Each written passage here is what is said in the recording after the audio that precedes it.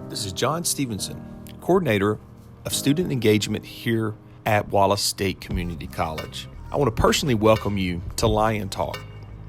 This podcast series will give you all the information of what's going on here at Wallace State Community College.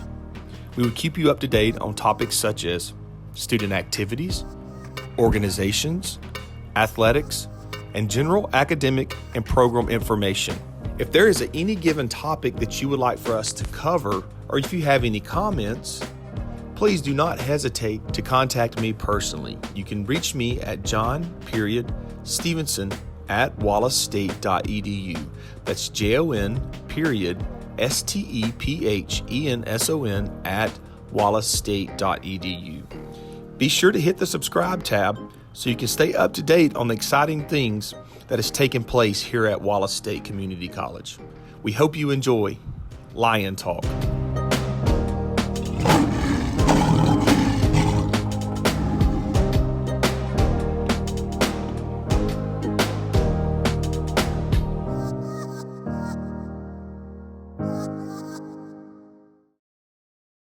All right, welcome to another episode of Lion Talk.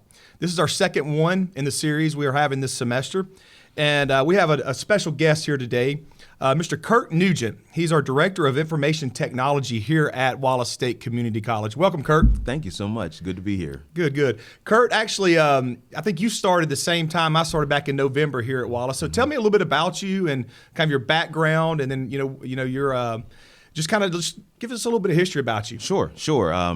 I moved to the North Alabama area in 2015, and I moved here from South Africa. So my family and I, we lived and worked in South Africa for an NGO for about 5 years, and then moved to this area and took up technology management in higher education at a college in Huntsville, and then transitioned over here to Wallace. Great. I know we both started in November, and we've communicated back and forth, but we've both been just nonstop since we started. So we never really had a sit down like hour-long conversation, whatever. So it's just bits and pieces. But we did have you do a lunch and learn series to start this semester off, and I know personally I benefited from that. And the topic of that event.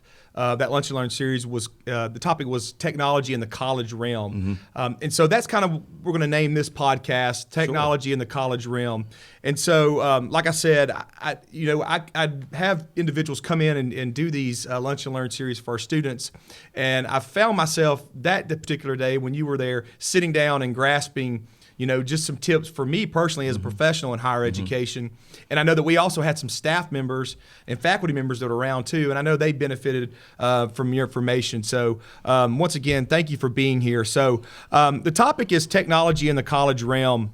So I know that community colleges in all higher education institutions are under constant attack, with technology, whether it be cybersecurity, attacking employees, or even our students. Right. College students are a main target too with the student loans. And with one reason that these institutions were under attack is due to personal records. We have a lot of records here. We do. We have thousands of students, transcripts, and we keep those transcripts back from backdating. So I know. Wallace State here, we're one of the largest two-year colleges in the state and even, in the South. So we have a significant amount of records here. Agreed.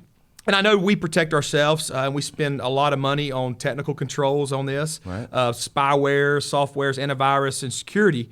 But I think from what I've looked at, the most important way to prevent these breaches is through education. Yes. And like what you did with the Lunch and Learn, we had you involved with that, and I personally learned a lot. And so. With these breaches through higher education and this education, having you give us this information is so beneficial. And so that's why this podcast is for, not only just Wallace State employees, students, but anybody can grasp some information from you moving forward. Yeah. And I think, just through my research, like phishing is probably one of the cheapest ways to break into a system. Very effective. Very effective. Okay. Right. So you can kind of touch on that. Yes. Touch on that, and then basically it only takes one human click on a link to give up your password to a fisher, right? Yeah, and most users are, and myself included, guilty of using the same password across multiple accounts. Yeah. But just to go back a little bit, I want to touch on something that you touched on earlier. One of the things that I found interesting in my work in higher education and technology is that we are targets, and you need to understand why we are targets. Now, you did a great job of kind of teeing this thing up in terms of where the payoff is, and that is in the data. It's the personally identifiable information, PIIs, as they say in the industry, and colleges and universities have a lot of it. Now, the reason why we are targeted, I found out in some different things that we did at my last school. I was the CIO at Oakwood University, and so I'm just going to pick one person, for example. Barry Black is the Senate chaplain, right, for the United States Senate. He's a chaplain. And so public figure, very well known across the country, right? If you were to try and hack Barry Black's public profile or his digital footprint now, it's being protected by the United States Senate, which means it's being protected by the United States government, Correct. And you're probably not going to hack it. Am I correct? Correct. Well, Barry Black went to Oakwood University right here in Huntsville, Alabama, which means there is a profile of Barry Black on file at Oakwood. Wow. All of his information, Social Security, all of that, all you have to do is think about what you put in a FAFSA and how much that information would garner on the internet in terms of what they could do with it. That's the reason why colleges and universities are targets for Correct. cybersecurity events, cybersecurity hacking, and that kind of thing. And so we have done our due diligence on our side in terms of infrastructure. Technology professionals have made sure that we have what we need to keep the bad guys out, if you will. So we have to turn now to the business of making sure the end user, right, the person, as we say in IT, between the keyboard and the chair. Correct. Yes, yeah. That the end user has been empowered to take care of themselves online, and not just our faculty and staff, but students as well, to understand. And also, with that, to kind of elaborate a little bit more on what you're saying. Sure. We talked about with the information that students that we have on students. Yes. But also, there's another key factor that I realize is money. Our students' loans, they have this money coming in, so that's another target for cybersecurity hackers to identify those students who are getting the loans, the federal money, and to penetrate that way. So loans, they're getting money, they're getting loans, or they're getting support in whatever way they're getting it, but they don't necessarily always have the experience or the Correct. education to know that these scams are out there. Correct. And they could be taken advantage of. And so some of the things that we both adult and student and professional, everyone, we need to look into is things like making sure that our passwords are solid. I mean, your password is pretty much the most basic way to keep your stuff safe. What I like to tell people is you want to choose a very difficult password. You don't necessarily need to change your password as often as long as you have unique passwords for different accounts and that those passwords are difficult. And I'd like to use these few steps as a way of choosing or creating a password. And so you pick a date, whatever that date might be, whether it's your birthday, your anniversary, something that's significant, a date that you will remember. You configure that date with let's say today is the 4th, right? So February 4th of 2019. So let's just choose today. If we choose today, February is a long word. You may be tempted to use Feb. I would suggest using the entire word February. And then choose letters in February that you can change to numbers. E is always easy to change out for the number 3. 3, yeah. You can take the A out and put in the @ sign. Those are just easy ones to swap out. And then you have the date, right? So today's the 4th. Don't just put 4, put 04 and then 2019 instead of just 19. You've got a very long password. You can make 1 or 2 of those letters in February capital, and then you've got a long password that is very hard to crack. You can take the year and put it ahead of the month, so you can do 2019 February and then the date. You can switch it up whatever way you want to and make it comfortable, as long as it's something that you know you will naturally remember. And if you want, you can even add an acronym from the lyrics of a favorite song. This is one of the things I did at the Lunch and Learn. Was somebody said, well, their favorite song, I can't remember what the name of their favorite song was, but for me, it's She's My One and Only. It's a reggae song by Barris Hammond. Don't look it up. But she's my one and only. SMAOA.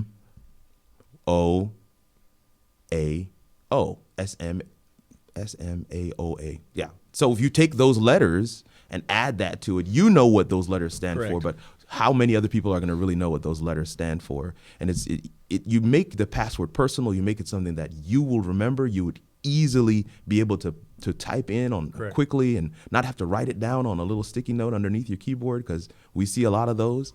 And it helps to keep your information and your data secure. And that's one of the biggest things, is making sure you keep your data and your information secure. And I know it seems like an awful lot sitting there, okay, I'm going to do FBR @ but it becomes like natural clockwork, and so it pays off in the long run, because you're less subjective to being a victim, and that's really the word is a victim of cybersecurity.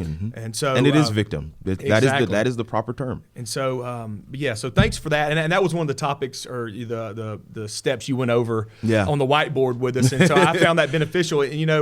And I don't really think of that, when I set my passwords. I try to be kind of unique about it. And you and I discussed one of my passwords, and you said I would be all right, but I could change 1 or 2 things. But a lot of people, they really don't realize what they're doing. They may put their first and last name and then a number. And then they would use that over and over with different sites. So thank you for that information, and I do recommend each one of you that are listening to this to take that advice and change your password. So change your passwords once a year at a very minimum. Correct. I would recommend once a quarter, so 4 times a year. I think that's the safest, to make sure you change your password. But here's the other piece: a lot of people don't recognize that you have your accounts online. Let's say you opened up a Flickr account, and people still use Flickr, but it's not as popular as it once was. Well, if you still have a Flickr account, it's still out there. Correct. And you may not have logged into it for a year, 2 years, 3. Close accounts that you are not logging into on a regular basis. Only accounts that you are using actively, regularly, should you have open. Because if somebody's able to gain access to that account, chances are they'll be able to gain access to that login and password combination. And that login and password combination could give them access to something else that you use that same login and password combination for. Even if it's not even like a Flickr account or a American Eagle account, it could. This calls for also email addresses. So if you've got past email addresses out there, I know that I've had past emails, but I've made sure that I've closed those and accounts down. I know AOL was the big thing back when I was younger. I'm showing my age there, but Hotmail, yes. And so I believe Gmail's kind of taken over. It has. But, so a lot of these some people have multiple Gmail accounts, and you just want to make sure that. I mean, there's nothing wrong with it if you're using it. If you're actively using it, you're checking on a regular basis, which means you'll probably be able to know if somebody's gained access. But if it's sitting there dormant and you've not used that in a year or so, that's unsafe. Get rid of it. You definitely want to get rid of it. All right. The next piece that, in terms of, existing in this space, we're in 2019 and technology is here to stay. Correct. I don't know if you know this. I don't know if you chose February 4, 2019 for me and you to do this podcast, but Facebook is turning 15 years old today. Oh, wow. Yeah. So just let that sink in for a second. that really shows my age, because I remember. That's right. I remember when I was introduced to Facebook, and I was thinking about that just a few weeks ago. I was out of town, and a friend they said to me, "Do you have Facebook?" And I said, "No, I have MySpace." MySpace, yes. right? MySpace and i5. Yeah, and so it's really those were the ones. That individual said, "No, you've got to have Facebook," and so that's when I started my Facebook account. So I remember that conversation like it was yesterday. And it's phenomenal because Facebook got its start on college campuses. In fact, correct. when Facebook first came out, you couldn't sign up unless you had a .edu email address. And most people don't, they don't recognize that. And especially with current college students, students who are in 17, 18, 19-year-old, range, they've lived with this for their entire lives. They don't know a world without social media. But it's interesting to note that with all of this added benefit of this technology comes the responsibility of good digital citizenship. Good digital citizenship is just a phrase of being a good citizen. We just added in digital. Correct. You want to make sure that you're not bullying people online, that you don't project a person that is not you naturally in real life. It's very easy to kind of disassociate with some mean comments that you may make online as opposed to what you would be comfortable saying to somebody if you were looking at them face to face. Then you also have, the responsibility of making sure, like we just said, your password is changed on a regular basis. But the more important piece, especially for young people who are in college, and who will possibly be looking for a job as time goes on, is to make sure that your digital footprint, your profile, what is publicly accessible, is something that you would want anybody to see. If you're about to post something and you wouldn't want grandma to see that, you might not want to post it. Correct. Because the chances are a potential employer, someone who you've applied for a job to work for, could go and see that and think, is this the kind of person that I want to have join my company? Correct. And some people, we go back and forth in terms of whether this is right or wrong, and people shouldn't be looking at my social profile. But the truth of the matter is, it gives a window into the type of person that you're hiring. I know that my previous job, I know you were at Oakwood. I was at a university, and I was in the College of Education. So my position, I was over all student teachers, and so and also the field experience. And so my job was two-parted. So I had roughly 700-800 students every semester in my area, whether they were out observing in schools or they were conducting their student teaching. And I did have one principal that he and I became really good friends, and he was just a great asset to our institution. I'd have him come in and speak every term to our interns. I have a principal's perspective, but this particular principal, he would make sure that he would scan every applicant's any kind of social media platform just to see, and they would backdate it. Oh, yeah. Because they're looking at that, because especially in education, mama wants to know who's teaching little Johnny's class, or what student teacher is in that classroom. So that's a prime example. So yes, it will come back. And so it will come back. If like you said, I would always tell my students, if you wouldn't do it in front of your mom and dad, your grandparents, don't post it. It's not cool, because it will come back. It will come back. And then the other side of that is, how much information are you giving away? Correct. Right. So if you're about to go on a trip, so in the course of 1 week, I was showing one student in a kind of a practicum, like a cybersecurity practicum that we were doing. I showed him in the course of 1 week, he had shared with somebody his mother's maiden name, which is really not that big a deal. But as soon as I say it, you immediately start thinking of security implications. Correct. Because I now have your mother's maiden name. He shared the last four of his social, and he also shared that he was going to be leaving town for a week. Correct. And then the last thing that I was able to show him was his physical address, the residence that was going to be vacant for that entire week. You see what I'm trying to say? Is like, when we talk about personally identifiable information, the data that colleges and universities are entrusted with, and others, and we hold so dear, and we take that as an awesome task to make sure that it's secure. I want to make sure we say that.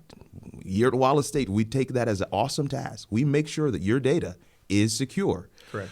But there is a responsibility for an individual to ensure that that data is secure as well. I know if you're handing it to people. Correct. I know my dad would always tell us, when we would go on vacations, don't post on social media. We don't want nobody to know where we're at the time. When you get back, post all you want. Also, just wait till you get home. So, because that technology gets out there, and there could be different implications from that. So that is a very wise piece of counsel that your dad gave you, because understanding what all the ramifications could be. I mean, it's not.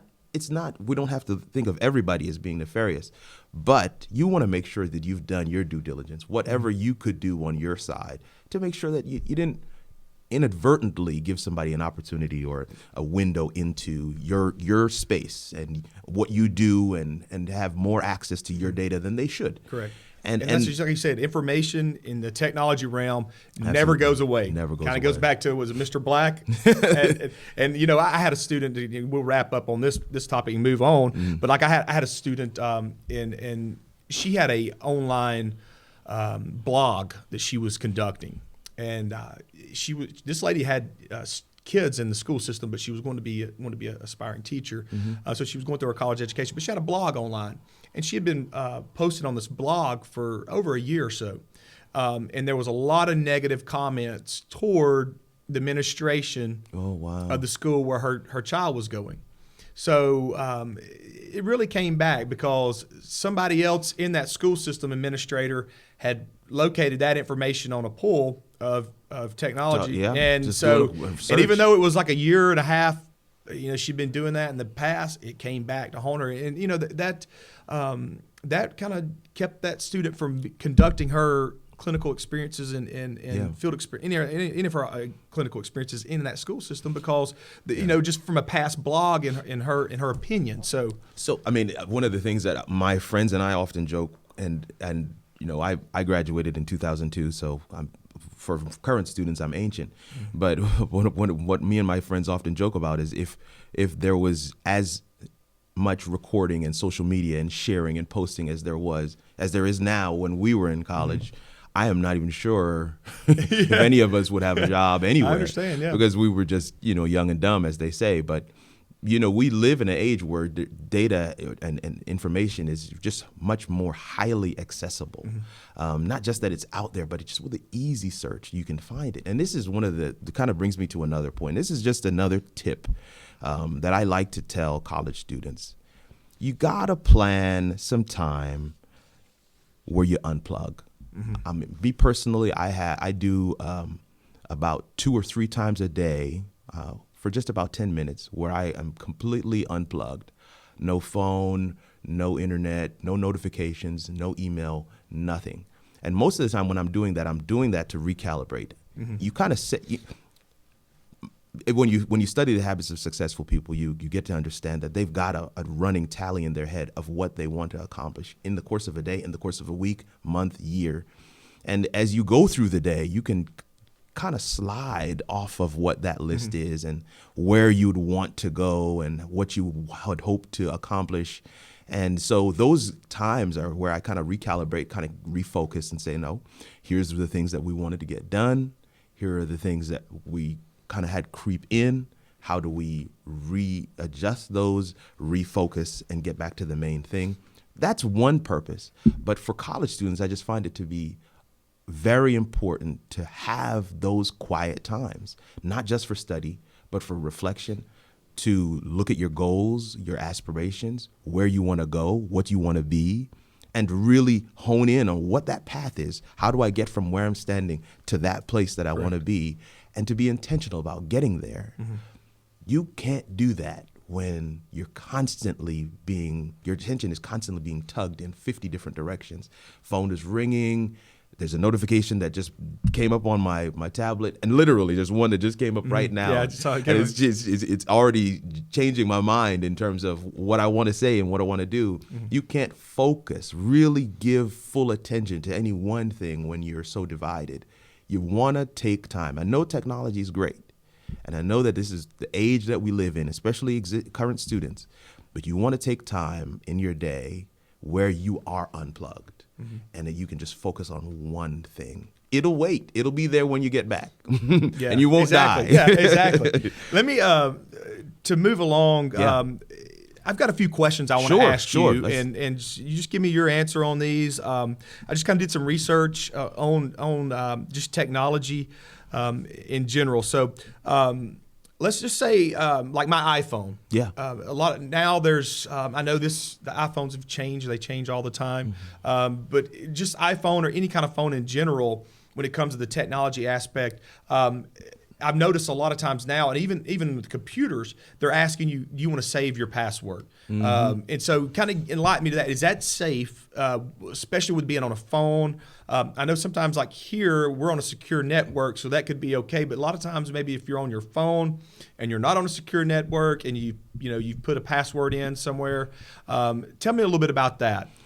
So there's two major providers for smartphones. You've got Android and you've got Apple, right? And Android, you've got Android OS, or I should say Google and Apple, and you've got Android OS and you have iOS. And on both platforms, you have the option to kind of save your password in what they have on the phone available, which is kind of like a smart vault. Now, of course, if you can, I mean, those things are so convenient, and I always encourage people to use them, especially if you've got a lot of passwords to remember.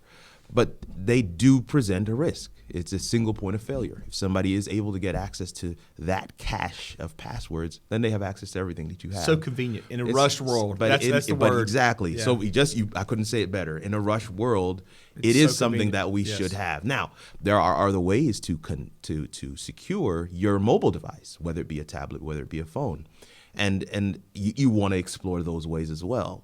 Take advantage of the key password storage. The password chain. Yeah, it's keychain. Keychain is the term I was looking for. Take advantage of them by all means, but also be cognizant and aware that you need to secure your device and make sure that it's on you. Make sure that you don't just leave it around, especially if you have those kinds of things and passwords saved on there for anyone to do. And then, of course, most devices are coming with some kind of biometric security, whether it's face recognition or if it's a fingerprint or thumbprint.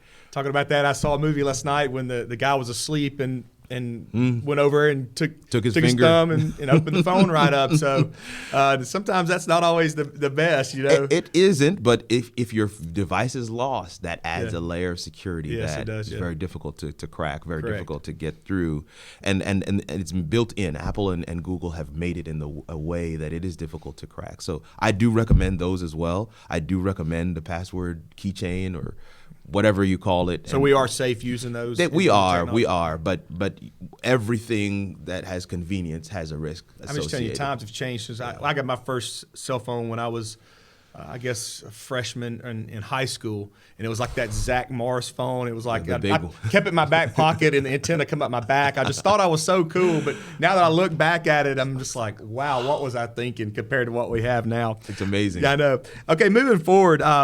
What are, like, as a student in education at a community college or just a student in general, and then also employees, what are top security risks that we would come about, that would come in front of us, that we would have to, like a red flag? It's going to be email. Email? And phishing scams. These are the most common forms of security, I guess, scams or attempts, I should say. Hacking attempts, I wouldn't say hacking, but they are attempts to gain access to your information.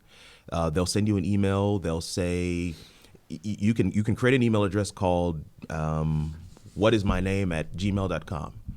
All right, that's the email address. But the email name is Kirk Nugent. Correct. And so the person that receives an email from that account doesn't see the email address. They just see Kirk Nugent. And you always want to check, what is the actual email address? Correct. There are so many different ways, so many different little checks and balances. Somebody's asking you to do something anything that involves money, anything that involves giving out information, you want to verify with that person. Send them a text. Don't click any links in the email. Don't open up anything that email provided you. Send them a message in an alternative method, and then verify that this is the person that you're talking to. Especially, too, like if it's coming from, like, say, an email coming from me being over student engagement here, right. I could easily be scammed and somebody take my email address and spell my name John instead of Jon. But when somebody sees that, that's Jon Stephenson at Wallace State. So, and that's just an easy route. Right. And not only when you're talking about the phishing and the email scams with technology, phones. We've talked about phones a lot. Yeah. Phone scams are really big right now. I know my grandmother, she's 92 years old and still works every day. So God bless her. God bless her. Yeah, exactly. She has her truck and her car. She drives. She'll outshop all of us. There we go. But she got a phone call recently at her home, and it was somebody portraying her grandson. And so she has 3 grandsons, which it's myself and my 2 cousins, which are brothers. And they said, we're in jail, and we need you to wire us money to bail us out. And that's not the case, and so that's also happened. I've heard recently to somebody else. I've heard there's an IRS phone scam going around saying you owe money.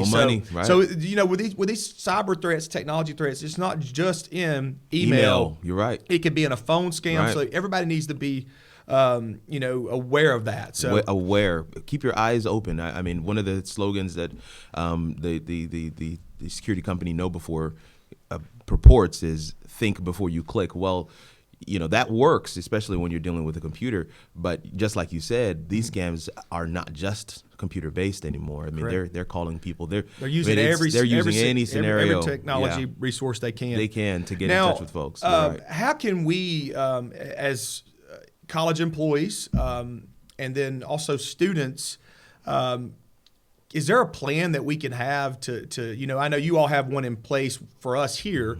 You can probably kind of go over what we do or what you all do here for our institution to plan to keep the evolving cyber threats, because it's always like with shoes, clothes, there's always something new. There's always something new, and they're always one step ahead. So you're correct. It's like, you go to New York right now and you see things in shops there, and then you come to Birmingham and like 3 weeks later, 4 weeks later, maybe it might be there. It's there. So what tell me some tips that you all are kind of what you do on a daily basis to try to help these evolving threats.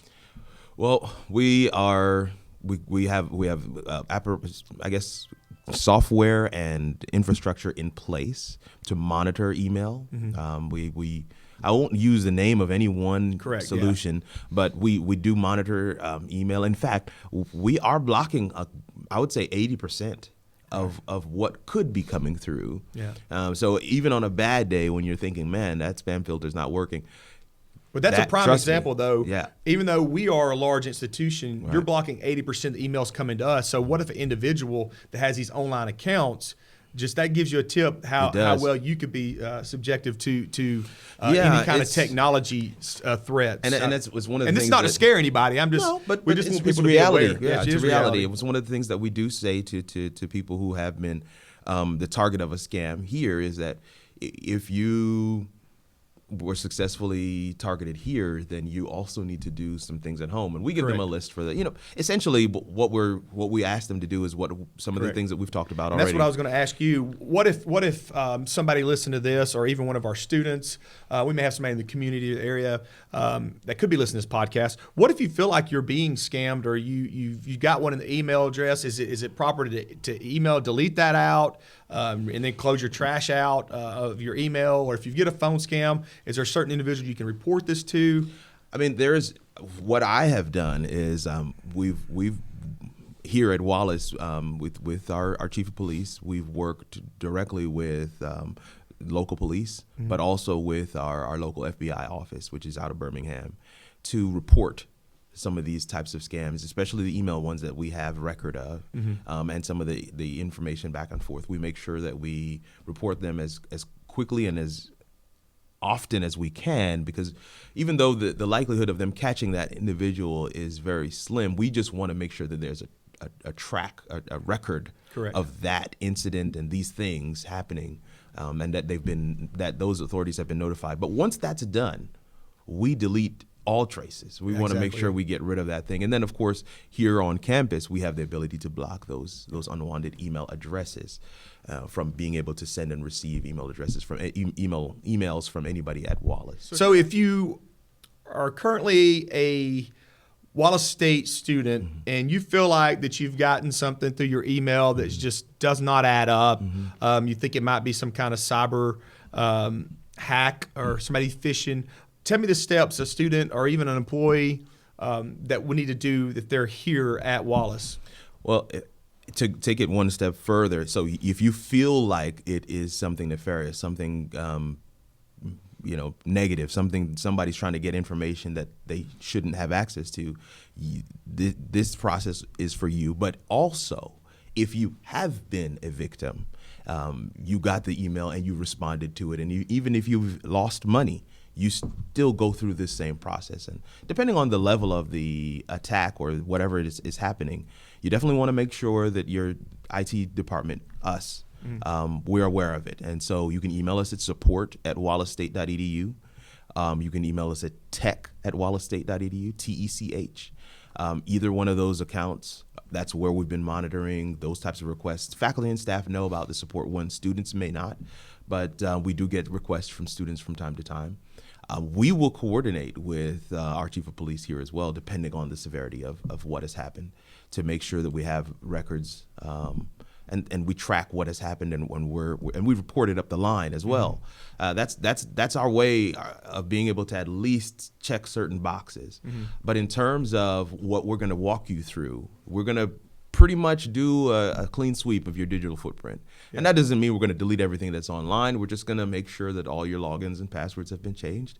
The ones that we are... Set you up on a clean slate. The ones that Wallace State is directly responsible for, we will definitely be personally walking you through that process, but we'd strongly encourage that you do the same thing for your personal accounts as well. Right. When an attack is successful, they don't usually just go after your work stuff or just your personal stuff.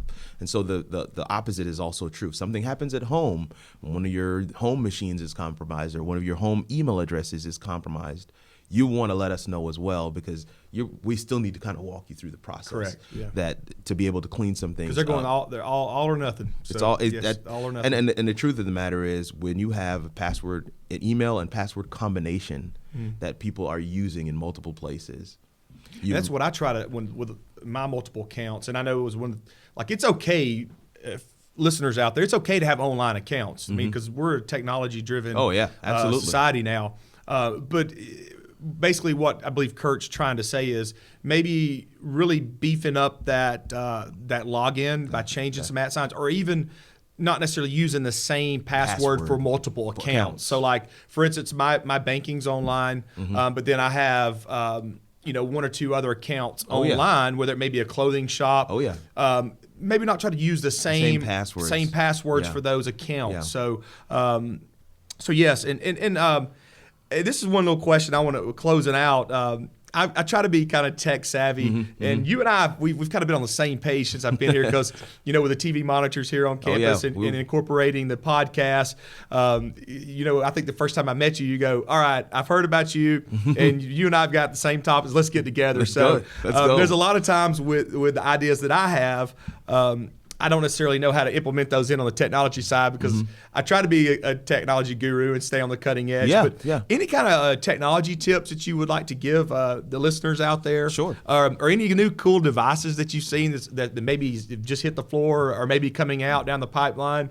I know I'm still just basically, iPhone, iWatch guy. The GoPros.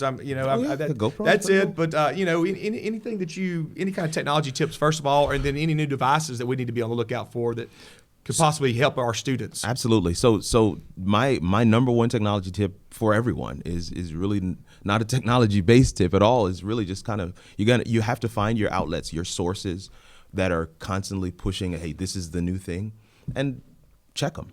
Check them often. I spend a good amount of time every morning just reading some of those outlets, trying to figure out what's new, what's out there, and can I use it? Is this going to help? Is this a trend that is going to stay? Is it a fad that's just passing? Some of those types of things you want to know before you go out and buy any given technology, and then support drops for it, and it just was a passing fad. That's one piece. But then you also kind of want to know, existing technology and when things have peaked. There's a growing argument that's out there right now about Apple. And listen, I don't have a dog in that fight. Apple doesn't pay me, neither does Android, and I don't call myself a fanboy of either. Mm-hmm. But the truth is, innovation, when we look at the market and the big three, Microsoft, Google, and Apple, Microsoft is really bringing some cutting edge things to market. And it is worth a look, especially in the educational arena. Mm-hmm. Solutions, as we look at them in terms of technology, are becoming more specific to industry. So I'll give you an example. There is a new tennis racket that has all kinds of sensors in it that will analyze your swing, and it can give you data based on just using the racket. And so tennis players are able to use that data and that information to tweak their game and to get to another level that other tennis players never really had. It was just coaching, just brute force coaching that was used in the past. And similarly, not on the sports side, you've got beakers, right? Like in chemistry, if you're testing certain solutions and substances, from the time you pour a solution into the beaker, it's already sending data back to a computer. It's analyzing it. It's giving you information based on that. I know, like I run, and when I first started running, I would try out a certain shoe, and it's kind of like what you're saying is, I picked a shoe because I thought that was the shoe for me, and it was a certain brand, and I ran in that shoe, and my feet hurt for like over a week. There you go. And so I went on and kept on looking at different kind of shoes, what would fit the perfect match for me as a runner, the way I run. And I was able to go to a store in Huntsville called Fleet Feet. Yeah, I know the one. Dink Taylor, the owner there, great guy.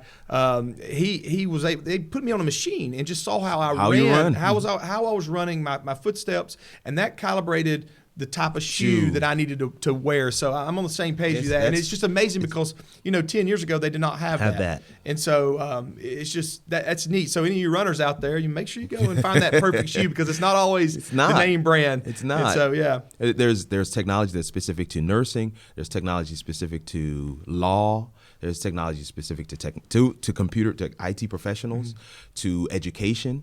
And every industry has technology that's specific to it. And there's somebody that's pushing the envelope in that industry in terms of what we can do, what we have done, how we can do it better, how we can be more effective and efficient. And that's really the name of the game. Yeah. In terms of gadgets and toys, there's a lot of fun stuff out there. I like drones. I like, you mentioned GoPro. I like a lot of media stuff. So that's generally what gets my pocket money. But if as professionals and as students, if you're looking to go into a certain area, you want to do your homework. You want to do some reading. It might not sound fun, but you'd be surprised as you read content that piques your personal interest. You won't even. It could be 50 pages and you've read the whole thing. And you don't even recognize it because you're being stimulated. And so that is what I always recommend people to do. And you're going to have to teach me how to fly a drone. We've got the perfect area out here. Oh, so yes, we do. That's one thing that when we're talking about the new technology, I know drones have become the biggest thing. And so that's one thing that I want to kind of look into next. So, and it's just always something taking your money. Always something taking your money. Well, Kirk Nugent, our Director of Information Technology here at Wallace State, thank you, sir, for being here. Thank you for the opportunity. On Lions Talk. This was great. Great information. If you guys have any questions for Kurt, he gave you the email address. Feel free to hit Kurt up through the email anytime. Also my email too. Once again, this is Jon Stephenson with Lion Talk. Thank you.